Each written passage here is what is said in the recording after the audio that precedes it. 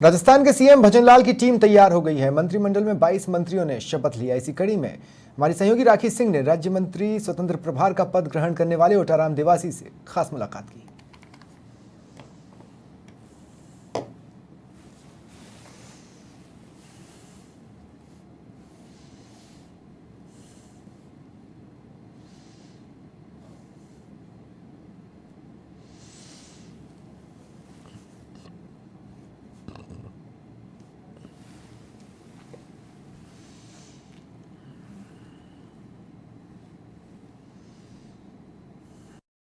मैं ओटाराम देवासी ईश्वर की शपथ लेता हूं कि मैं विधि द्वारा स्थापित भारत के संविधान के प्रति सच्ची श्रद्धा और निष्ठा रखूंगा।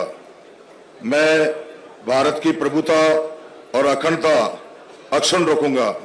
मैं राजस्थान राज्य के राज्य मंत्री के रूप में अपने कर्तव्यों का श्रद्धापूर्वक शुद्ध अंतःकरण से निर्वाह करूंगा तथा या पक्षपात, अनुराग या देश के बिना सभी प्रकार के लोगों के प्रति संविधान और विधि के अनुसार न्याय करूंगा। मैं ओटाराम देवासी ईश्वर की शपथ लेता हूं कि जो विषय राजस्थान राज्य के राज्य मंत्री के रूप में मेरे विचार के लिए लाया जाएगा अथवा मुझे ज्ञात होगा, उसे किसी व्यक्ति या व्यक्तियों को तब के सिवाय जबकि ऐसे मंत्री के रूप में अपने कर्तव्य के सम्यक निर्वहन के लिए ऐसा करना उपेक्षित हो। लंबे इंतजार के बाद में टीम भजनलाल बनकर तैयार हो गई है। आज मंत्रिमंडल में 22 मंत्रियों ने शपथ ली है और इसी के बीच यहाँ पर राज्य मंत्री का जो प्रभार है सिरोही विधानसभा से विधायक ओटाराम देवासी को सौंपा गया है। हमारे साथ में ओटाराम जी मौजूद हैं, आइए हम उन्हीं से बात करते हैं। ओटाराम जी, सबसे पहले तो समाचार प्लस की तरफ से आपको बहुत बहुत शुभकामनाएं।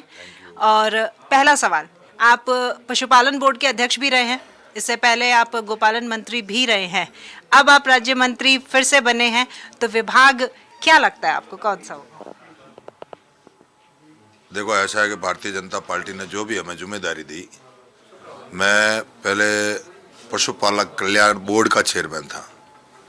उसके बाद में जैसे ही 2013 में सरकार बनी, उसके बाद में मुझे गोपालन डिपार्टमेंट और देवस्थान विभाग और डेयरी 3 दिए गए, तो मैंने बेखूबी से उस कार्य को निभाया है। और गोपालन के लिए भी जैसे नया डिपार्टमेंट था, तो भी मैं धन्यवाद देता हूँ पूर्व मुख्यमंत्री जी को और भारतीय जनता पार्टी की सरकार को, जिन्होंने अपनी मेहनत के साथ में इतना बड़ा काम किया है कि इस गायों के लिए हमारे टाइम से लगा करके, जैसे पहले उसके गायों के लिए हमारा एक लक्ष्य था कि इनका अनुदान के रूप में जो पैसे मिल रहे हैं उसमें सेस के हमने 10 रुपये के हिसाब से किया था कि स्टाम्प ड्यूटी होगी, उसमें सेस लगाया जाएगा, तो वो लगाया था। उसके बाद में आबकारी पर लगाया था। ऐसे करके गायों के लिए भी अच्छा काम किया था। और देवस्थान के लिए तो आपको पता है कि गुगा मेडी हो, जितने भी बड़े बड़े मंदिर थे उसमें हमने डेवलपमेंट करने का काम किया है। बाबू जी का है, पैनोरमा है, जितने भी काम किए अच्छे काम किए थे। आपके क्षेत्र के लिए वैसे तो आप लगातार वहां पर विकास के काम कराते रहते हैं, अब क्या कुछ मुद्दे जिनको लेकर के आप विधानसभा चुनाव जीते हैं और अब आगे क्योंकि अब आपको राज्य मंत्री बना दिया गया है, तो क्या कुछ आप अपने क्षेत्र के विकास के लिए? क्षेत्र के विकास के लिए मैं समझता हूँ वो सिरोही हमारी कर्मभूमि समझो, परंतु जिस तरह से मैंने सिरोही के लिए पहले भी काम किया है, आज मुझे गर्व होता है कि मैंने सिरोही में 1600 करोड़ रुपए के काम किए थे। जब मैं मंत्री था तो सरकार की जो स्कीम थी उसमें सबसे बड़ा काम करने की कोशिश की और सबसे बड़ा काम वह पेयजल के लिए किया था।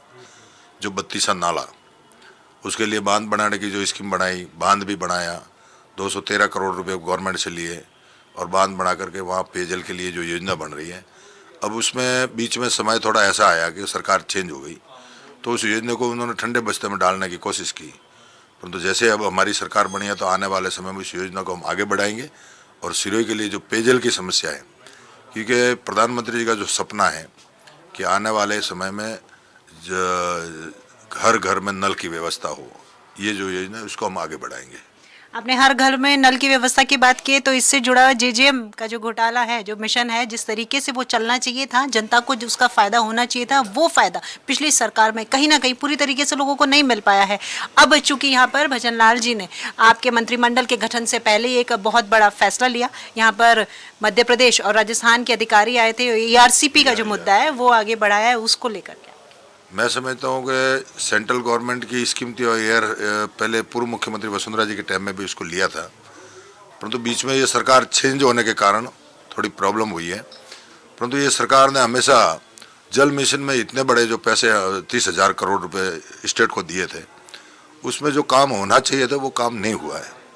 तो मैं समझता हूँ कि आने वाले समय में अब डबल इंजन की सरकार है, तो हमारा लक्ष्य रहेगा कि आने वाले समय में सेंट्रल गवर्नमेंट और स्टेट गवर्नमेंट मिलकर इसके लिए काम करेंगे और जल मिशन का जो बड़ा काम है, गाँवों में जो पानी की पेयजल की जो समस्या है उसको हम आगे बढ़ाएंगे। राजस्थान की बागडोर भजन लाल जी के हाथ में दी गई है। हालांकि वो कार्यकर्ता रहे हैं और बहुत ही कर्तव्यनिष्ठ रहे हैं, अब उन्हें मुख्यमंत्री बना दिया गया है, तो अब आप उनकी टीम में हैं, तो एक नए व्यक्ति, नया अनुभव, कैसा आप देखते हैं? मैं समझता हूँ कि जब 2014 में प्रधानमंत्री नरेंद्र मोदी जी आए थे तो वो नए थे, परंतु आने के बाद में जो हिंदुस्तान में जो काम किया है वो काम तारीफ के काबिल है। और आने वाले समय में जो भजन लाल जी की टीम बन के जो तैयार हुई है, मैं समझता हूँ आने वाले भूतों न भविष्य ऐसा काम करेंगे, क्योंकि हम उनका भी लक्ष्य है, हमारा सबका लक्ष्य है कि यहाँ के डेवलपमेंट और विकास का काम करना है। तो आज भी हम विकास के क्षेत्र में, और अब तो हमारे डबल इंजन की सरकार होने से देश के प्रधानमंत्री जी उनको मजबूती मिल गई, तो ये यहाँ के जो बड़े काम हैं वो काम इस कार्यकाल में पूरे होंगे, ये हमारा लक्ष्य है। देखिए, इस बार महाराज जी बहुत रहे हैं यहाँ पर, आप हैं बालकनाथ जी हैं, बाल मुकुंदाचार्य जी हैं, महेंद्र प्रतापपुरी जी हैं, तो सबके दिमाग में मंत्रिमंडल के गठन से पहले ये बात जहन में आ ही रही थी कि जैसे यूपी में बुलडोजर बाबा के नाम से योगी जी जाने जाते हैं, इस बार यहाँ टीम में एक ऐसे बाबा आएंगे जो यहाँ पर सुरक्षा व्यवस्था को पुख्ता कर देंगे। राजस्थान में इसकी बहुत ज़्यादा आवश्यकता है। मैं समझता हूँ सुरक्षा की दृष्टि से राजस्थान बिल्कुल पिछड़ गया था, और पिछड़ा क्या, ये कंडीशन राजस्थान की होगी कि आज की तारीख में 0% राजस्थान की स्थिति, महिलाओं पर अत्याचार हो जो रहे हैं, उसको लेकर के राजस्थान की जो कंडीशन बनी है वो आने वाले समय में हमारे को कभी जो भी सरकार थी उसको जनता माफ़ नहीं करे। ऐसी कंडीशन हुई कि अगर घर में जहाँ सुरक्षा है, थाने सुरक्षित नहीं, जहाँ घर सुरक्षित नहीं, मंदिर सुरक्षित नहीं, और जिस तरह की जो घटनाएं हुई, वो घटना देखने से ये पता चलता है कि आने वाले समय में लोग यहाँ से बहुत त्रस्त है। और मैं समझता हूँ कि सबसे पहले राजस्थान में जो भ्रष्टाचार हुआ है, जिस तरह का महिलाओं के साथ में अत्याचार हुआ है, सबसे पहले सरकार को उसमें काम करना चाहिए, ताकि आने वाले समय में ऐसी घटनाएं जो नहीं हो, ताकि भविष्य में लोग इसके ऊपर उंगली उठाए, ऐसा घटना नहीं होनी चाहिए। ये मेरा। मोदी जी सनातन को साथ लेकर के चल रहे हैं। 22 जनवरी को बहुत ही शुभ दिन है, जिस दिन प्राण प्रतिष्ठा की जा रही है अयोध्या में, राम जी की घर वापसी ही कहेंगे हम, उसको लेकर के आप क्या? मैं समझता हूँ कि सनातन धर्म के लिए एक बहुत ही बड़ा काम कर रहे हैं। आने वाले समय में हिंदुस्तान के लिए एक ऐसा समझौता करना जिसमें पूरे राम जी के मंदिर का कई सालों से बहुत बड़ा एक झगड़ा जो चल रहा था, उसको 1 मिनट में निपटा लेना, कोर्ट के थ्रू भी निपटाया, तय दिल से मैं उनका अभिनंदन करता हूँ। और भारतीय जनता पार्टी जब जनसंघ से लगाकर भारतीय जनता पार्टी बनी 1980 में, तब से लगाकर हमारा लक्ष्य यही था, राम मंदिर हम वहीं बनाएंगे, तारीख नहीं बताएंगे, परंतु मंदिर भी वहीं बन गया, अब तो हमने तारीख भी बता दी। इसके लिए मैं उनको खूब खूब धन्यवाद देता हूँ, बधाई देता हूँ। तो पूरे देश भर के लिए तीसरी दिवाली रहेगी उस दिन, और आज भी दिवाली जैसा ही माहौल है क्योंकि मंत्रिमंडल का गठन हो चुका है। आपके साथ मंत्रिमंडल में अनुभवी लोग तो हैं, लेकिन उसमें कई ऐसे नए चेहरे भी हैं जिनको यहाँ पर मंत्री पद का अनुभव नहीं है, तो उनको साथ लेकर के चलना ये भी चुनौतीपूर्ण रहेगा भजन लाल जी के लिए। नहीं, ऐसा कुछ नहीं है। जितने भी नए मंत्री हो तो 4 महीने में ट्रेड होकर के सब अपना अपना काम में लग जाएंगे, ऐसा कुछ नहीं है, सब ट्रेड ही है। भारतीय जनता पार्टी का जमीन से जुड़ा कार्यकर्ता भी ट्रेड होता है। नया साल शुरू हो रहा है परसों से, नए साल में ये तोहफा आपको एक बार फिर से आपको यहाँ पर पदभार जो है ये दिया गया है, क्या कुछ कहना चाहेंगे? मैं समझता हूँ कि भारतीय जनता पार्टी ने और राजस्थान की सरकार, हमारे पार्टी के मुखिया जी ने मुझे जो जिम्मेदारी दी है उसको बेखूबी निभाने का काम करूँगा। और भारतीय जनता पार्टी में हमेशा ये लक्ष्य रहा है, कथनी और करनी में फ़र्क नहीं होता। भारतीय जनता पार्टी जो कहती है वो करती भी है, और आज दिन तक जितने भी काम हुए हैं, भारतीय जनता पार्टी का लक्ष्य ही अलग होता है और हर कार्यकर्ता भारतीय जनता पार्टी का समर्पित कार्यकर्ता के दिमाग में यही हो रहता है कि मेरे क्षेत्र में हो, मेरे राजस्थान के लिए मैं किस तरह से काम करूं, ये उसकी जिम्मेदारी रहती है।